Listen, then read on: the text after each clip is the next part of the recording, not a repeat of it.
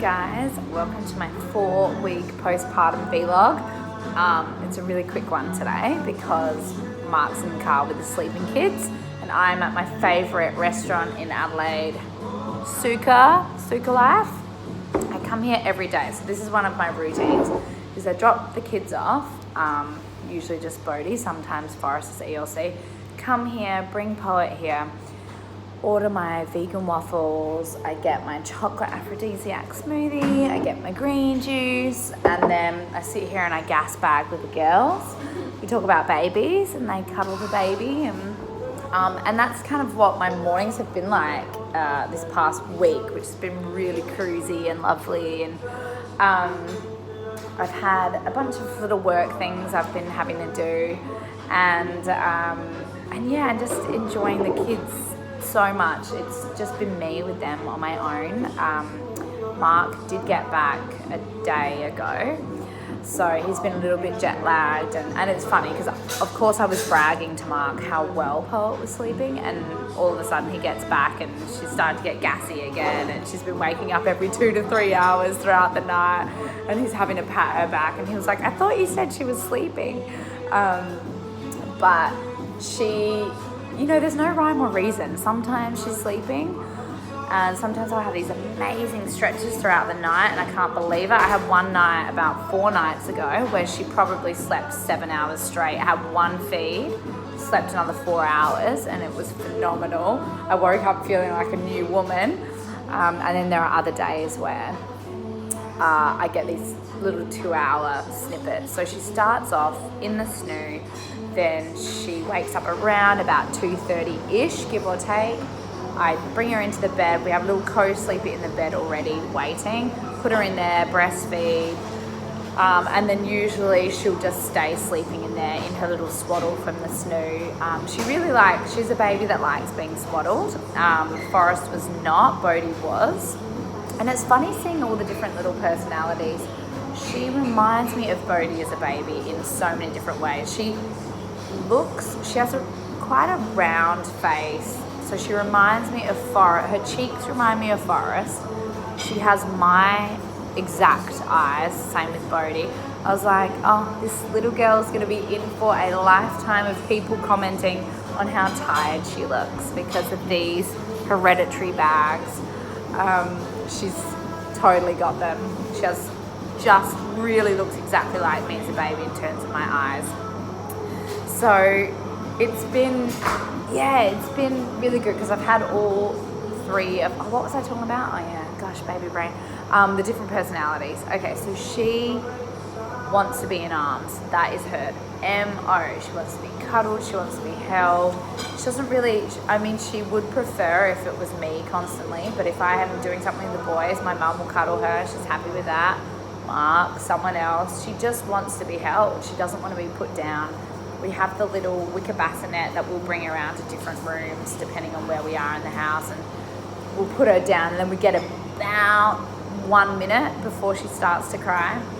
So even if I put her down, quickly run, wipe Forrest's butt, he's on the toilet, wipe his butt, run back, and she hasn't started crying, I can pick her up and she'll be fine. So we get these little increments where she's okay to be put down, but really we're just surviving with the baby Bjorn and carrying her everywhere and being hands-free. And for me that's really special too. Today is a Thursday and it's my day where it's a Forrest-led day, so he gets to choose what we do. Today we went to the trampoline park, and he's still only 2 years and 4 months old, so he's still a little guy, and he wants to be held by me. He wants to get out of the car seat and me to pick him up and carry him in somewhere, or carry him on the trampoline and jump with him, and carry him into school. And we've always had that kind of relationship where he loves to be snuggled and held. He's such an affectionate little boy, and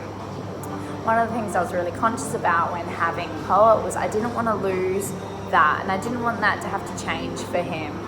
I think that's quite heartbreaking, the idea that all of a sudden he has to quickly grow up because there's a new baby, and I know that happens a lot, and sometimes it just is the way it is. It's the only way you can cope wrangling a newborn and a toddler. The toddler just has to sort of grow up a bit quicker, and I've been really conscious about not wanting to force him into having to grow up quicker. So with the carrier, I can remain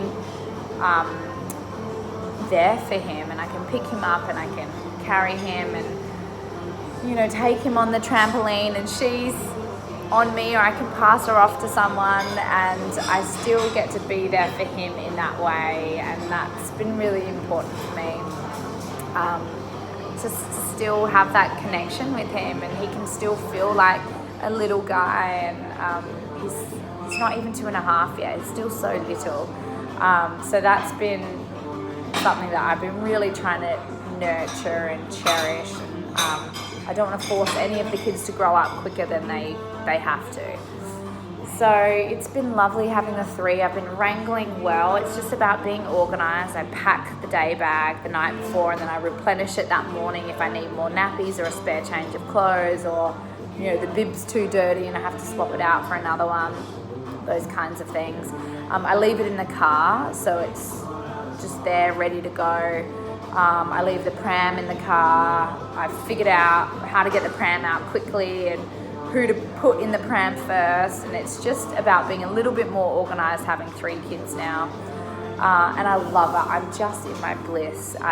One of my friends, James Digan, said to me the other day, he's like, I've never seen you so happy in your whole life. And he knew me before I had kids, and he's known me obviously since, and it felt like a compliment to me. It felt like someone really could see me, because I do feel like I'm really in my element when I'm around my children, and I know that this beautiful time in Adelaide is coming to an end, because you know, we're heading to move to Wales for 6 months, and we're going to be in Los Angeles, and we've got another 2.5 weeks left here in Adelaide, and it's so pretty right now. It's getting really wintry and rainy, and so gorgeous up in the Adelaide Hills where we live, and I'm starting to feel the pangs of sadness about saying goodbye to this place until January. We will be back in January, and you know, it's been such an amazing time the last few months. I don't think I've ever been happier in my life, and I will always forever cherish this time. I feel like I've been able to be really present, and that makes such a difference. So yeah, lots of feelings this week, but just a really wonderful week. I'm so happy Mark's home. I love having us all together. He's been really connecting with Poa and just staring in her eyes, and it's so important for them to have that bond and that special time too, especially because he doesn't get to breastfeed, and he doesn't have those other things that mothers naturally get with their children, those connections where we grow them in our belly and we birth them and we nurse them if we can nurse. So it's nice that he is taking the time out to have that connection with her, and I feel like I've been able to get that. He's been away, so I get that at night time with her, just her and I. We just stare at each other, and I do light touch massage, and we talk to each other, and I tell her how loved she is, and it's been really special. But yeah, other than that, I'm feeling really great. It's been a wonderful week, peaks and valleys. I shared a hilarious story where I thought I was killing it with the 3 of them, and I was really going well, and I was feeling myself, and then sure enough, something went wrong, and you know, it was just a comedy of errors, and it took me almost an hour to get out of the car park with the 3 kids, and I just ended up cranking London Grammar as they fell asleep, and I was like, wow, that was so hectic, but also wonderful and hilarious and absurd, and just quintessentially, I mean, that's the parenting experience, right? So it was funny to laugh about, and but at the time I was dripping sweat, like, which is funny.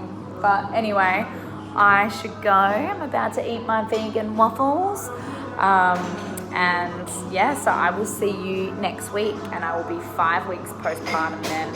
Whoa, going so fast. But yeah, all right, lots of love, guys. Mwah.